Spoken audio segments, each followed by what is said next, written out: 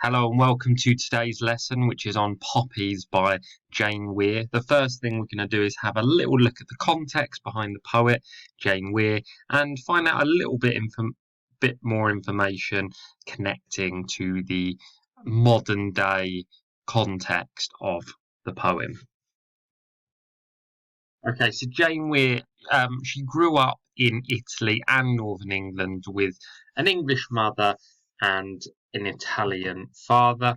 So she has continued to absorb different cultural experiences throughout her life, also living in Northern Ireland during the troubled 1980s. And if you've seen my lesson on Belfast Confetti, you'll know all about the troubles that happened in Northern Ireland. So her poetry has been very highly regarded and has won several prizes and drawn praise from many other leading poets. She's also written many other kinds of books.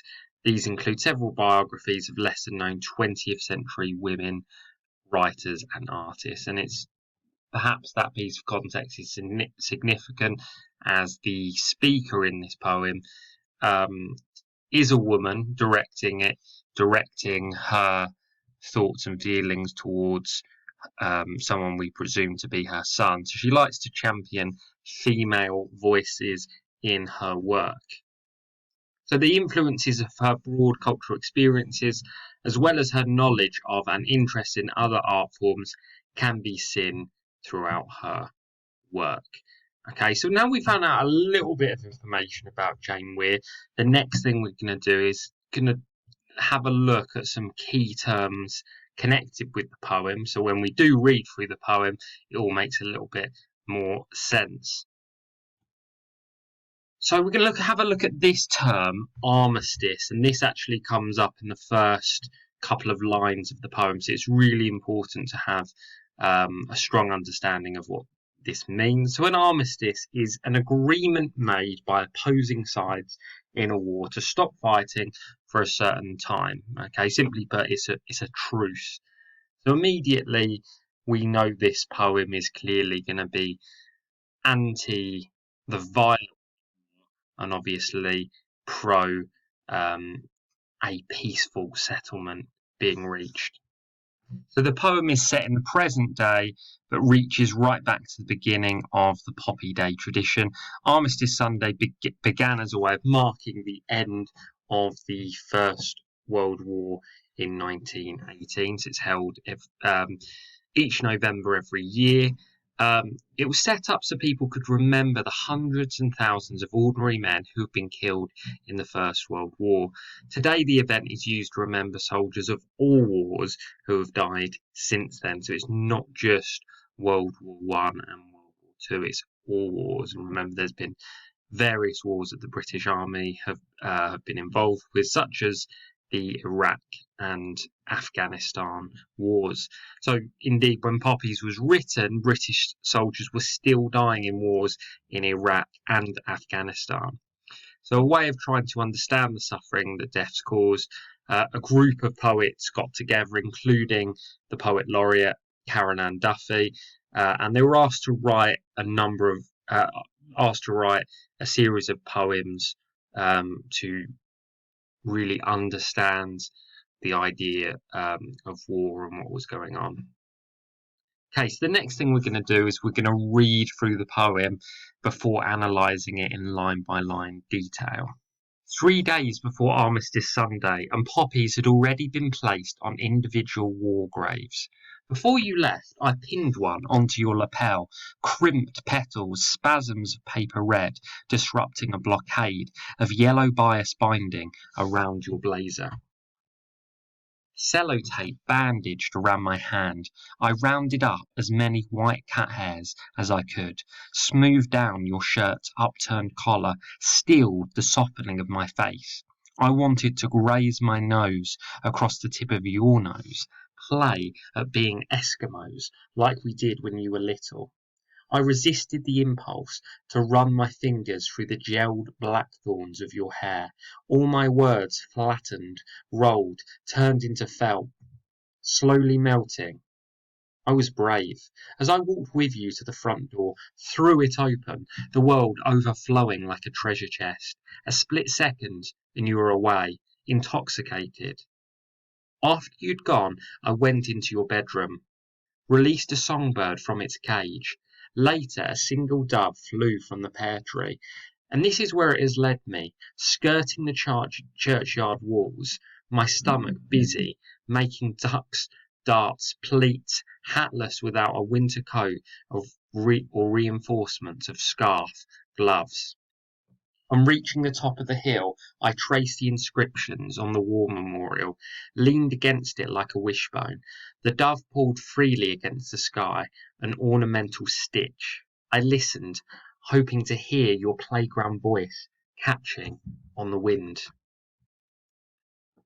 Okay, so what we're going to do now is we're going to analyse it in line by line detail. So the first line then, 3 days before Armistice Sunday. So remember, this is Remembrance Day, a day held each year where the soldiers of all wars are remembered.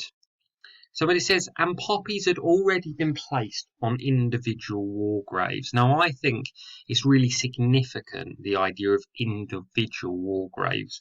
We might see war graves, you may have visited one, or you've certainly seen the pictures of giant World War One or World War Two, or indeed modern war graves, and you see obviously the spot where each soldier has been buried, marked with a cross or another gravestone.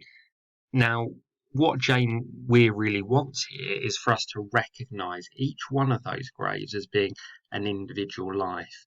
Though you might hear statistics of war where this many thousand soldiers have died, she's really trying to place it in an individual context. This isn't just a statistic. This isn't just a number of people who have died. These are all individuals. So it says before you left, and immediately we get an idea of the scenario of the poem. From what we can work out from after having read the poem, this is a mother and a son. And how we know it's a son will be revealed later in the poem. So it says, before you left, so obviously left for war, I pinned one onto your lapel, crimped petals. So she pins a poppy to her son, and this is very interesting because it's almost foreshadowing, because sadly later in the poem we find out that he has passed away from a war. So almost this warns us of his fate, and there's a slight cruel, sick irony in this, that she's commemorating those who have died in a war. She's pinning a poppy onto her son so he can commemorate those who've died in war, and he ends up among those dead. So it says spasms of paper red. So obviously the paper red of the poppy, but obviously this is a link to blood as well, spasms of paper red, and it perhaps again foreshadows his horrific fate at war. And obviously if you are a soldier who's been shot, there will be literally spasms of blood red, but in this case it's just a spasm of paper red. It says disrupting a blockade of yellow bias binding around your blazer. So blockade is fairly military use of language here. And again, all of this sort of bias binding around your blazer. This is a mother attending to her son's appearance, almost fussing over her son, and this will certainly be true of the next stanza. I think it's interesting the use of the word blazer here, because obviously he's wearing a smart army uniform. However, blazer almost summons ideas of a school blazer. So it's almost her reflecting on the fact that her son, although clearly he's going to be over 18 if he's in the army, that he used to wear this blazer when she used to see him off to school. So it's almost quite sweet and nostalgic at this point. So we go on. Sellotape bandage round my hand, I rounded up as many white cat hairs as I could. So the idea of cat hairs here is almost quite domestic language. This was his home, and they grew up in a happy home with pets. But also it links the idea of a mother attending to her son and making a fuss of her son. And it says, I smooth down your shirt's upturned collar. So again, very motherly and affectionate. This is very interesting, these next three words, stilled the softening. And actually, if we read the whole line in context, stilled the softening of my face. So obviously her face is softening as she becomes rather emotional, having to see her son off. And obviously a mother is going to be emotional, saying goodbye to her son at the best of times if the son is going away for some time, like at university. But this is going away to war, so this is going to be a whole different level. But rather than giving in to the emotion, she manages to still. Okay, so she adds steel to the softening, i.e. she holds back, she restrains her emotion. She doesn't want to cry in front of her son. Coming back to this kind of gentle, affectionate language, I wanted to graze my nose across the tip of your nose. And let's actually go on to the next stanza to complete this sentence. Interesting, you see here, it's unfinished. This is the end of the stanza, play at, and there is enjambment onto the third stanza. So remember, enjambment is when a line begins on one stanza and it carries on onto the next stanza. So I wanted to graze my nose across the tip of your nose, play it, being Eskimos, like we did when you were little. So this really harks back to a time where he was a child, and it really is that idea of how time passing, she's just almost longing for that almost relatively risk-free environment where he is a child and they play games, and now all of a sudden he's going off to a very, very dangerous environment of war, and it's an environment of war that obviously is going to end in his death. But this is the complete juxtaposition to that. Eskimo kisses, where you rub your nose against someone else's nose, and again, very sweet, very gentle mother-son relationship is being presented. So carrying on this idea that she's almost trying to rein in her emotions, and she's almost wanting not to fuss too much, although she finds it very difficult. I resisted the impulse to run my fingers through the gelled black thorns of your hair. So she's holding back on fussing. But again, for those higher marks, if we were to do some deeper analysis here, black thorns of your hair. So it's almost a link to the thorny crown that Jesus Christ wore upon his crucifixion. So perhaps there's a criticism here of the British government that they send these young soldiers to their death, effectively crucifying them. There's numerous other interpretations you could make of this as well. Certainly thorns, perhaps linking to the danger and the pain that he will ultimately face at war, but also it completely just juxtaposes the tone that we've seen previously from this poem, and indeed in this stanza we go to Eskimo kisses to black thorns of your hair. So all my words flattened, rolled, turned into felt. What is the significance of felt? So one possible interpretation of this could be a reference to the war or army uniform, where felt is very commonplace, particularly on the hats that soldiers would have to wear. So as we continue again, enjambment. Why is there enjambment? If we look at the first stanza, play out being Eskimos, turned into felt, slowly melting. One possible interpretation for this enjambment is that idea that she can't fully, although she tries, restrain her feelings and emotions. So she can't contain her feelings within designated stanzas. So the feelings just flow from one stanza to the next and slowly melting. And again, the idea of her words melting, she can't fully compose herself enough to say the right thing. How can you possibly articulate your son going away for war and never coming back? So words fail her in this case. And if you were thinking about a comparison, again, Belfast Confetti, the idea of words not being enough to articulate a situation as serious and ugly as war. So this is interesting. I was brave as I walked with you. So this is almost childish. Obviously, if you're a child, you might receive praise for being a brave boy or a brave girl. But she's praising herself. She's saying she was brave. And again, linking to that almost childlike relationship. I was brave as I walked with you to the front door, threw it open. Very interesting, this verb through. So far, we've had very soft and gentle imagery and language, and tonally, it's been very soft and gentle. But then she threw it open. Why is this? Why does she throw the door open to release her son into the world? A few different interpretations of this. Potentially, it could refer to the idea she wants to get it over with.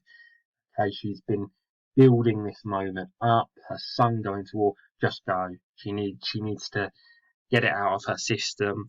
That could be one idea.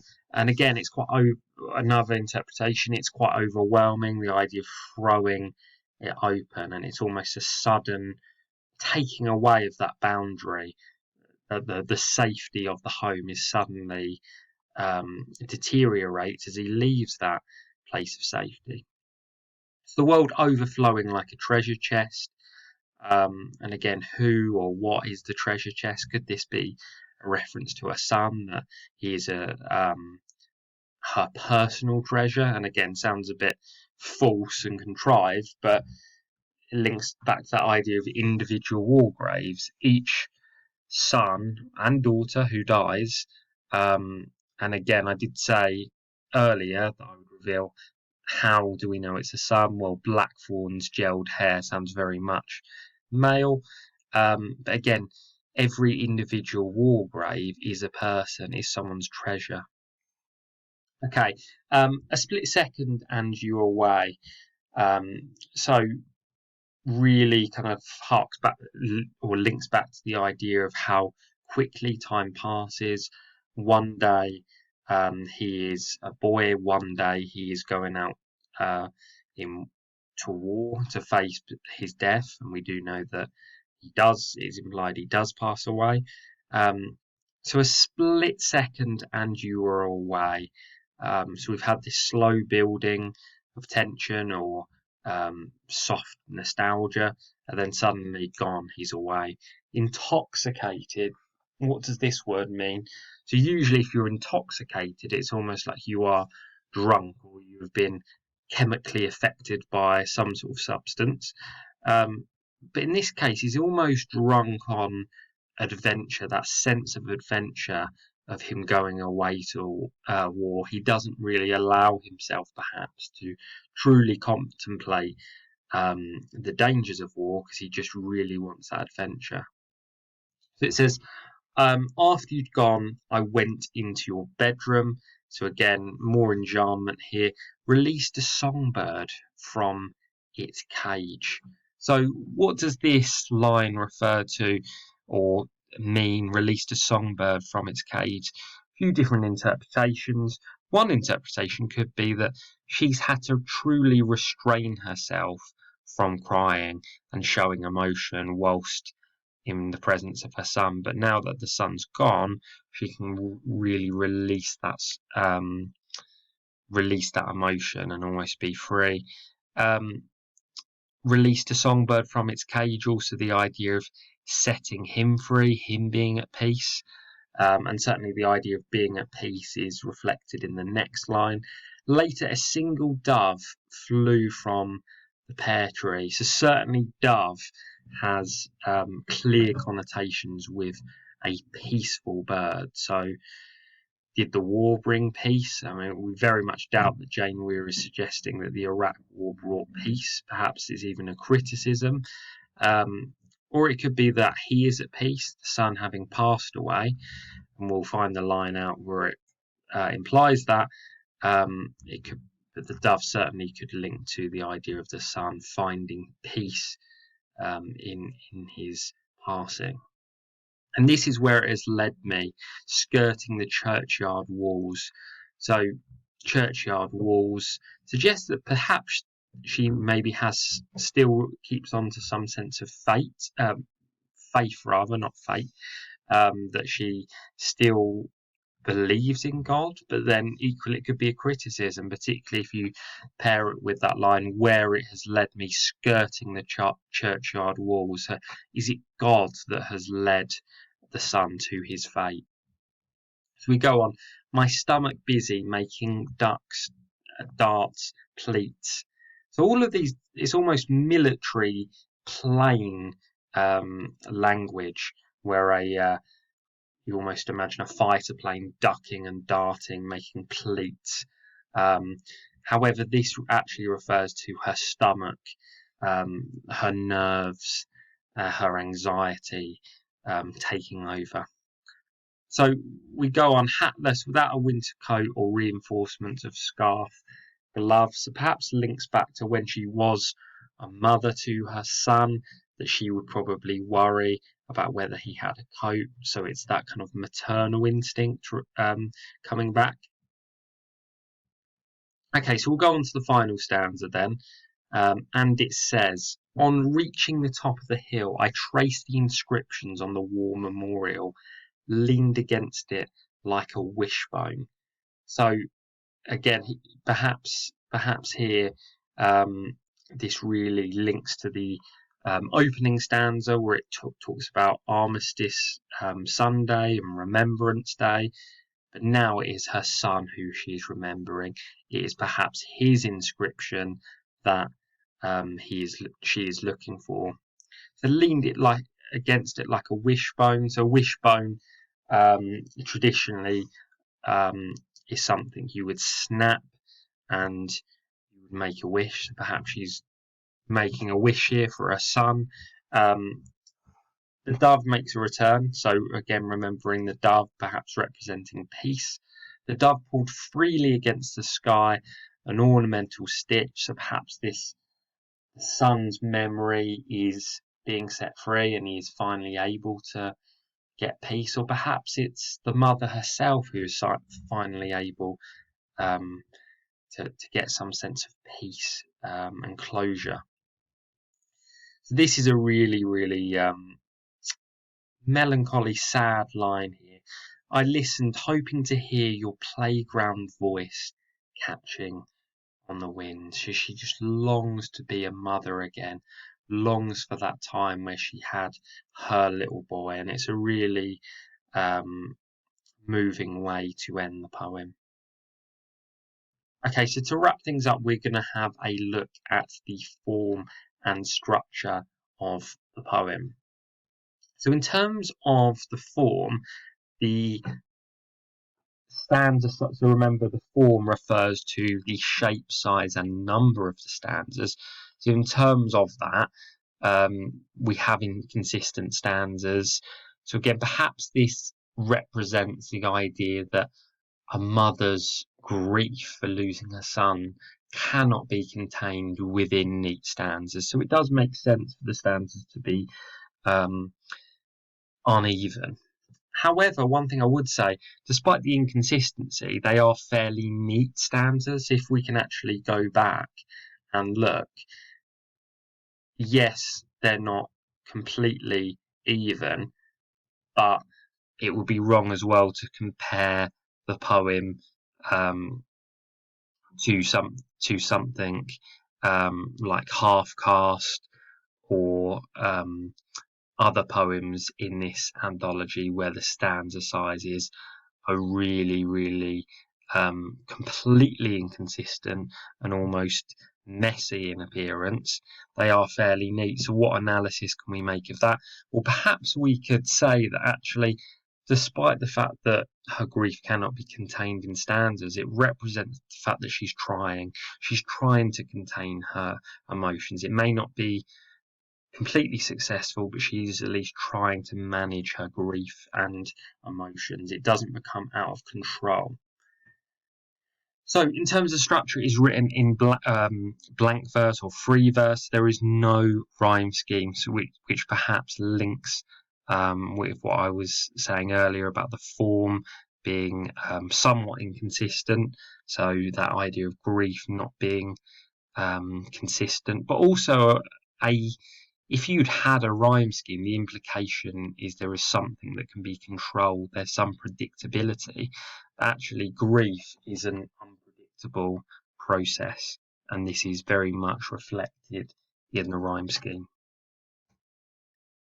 Okay, I hope you found that helpful. That was a lesson on Poppies by Jane Weir, and we're going to be looking at some more poems from the Edexcel conflict anthology.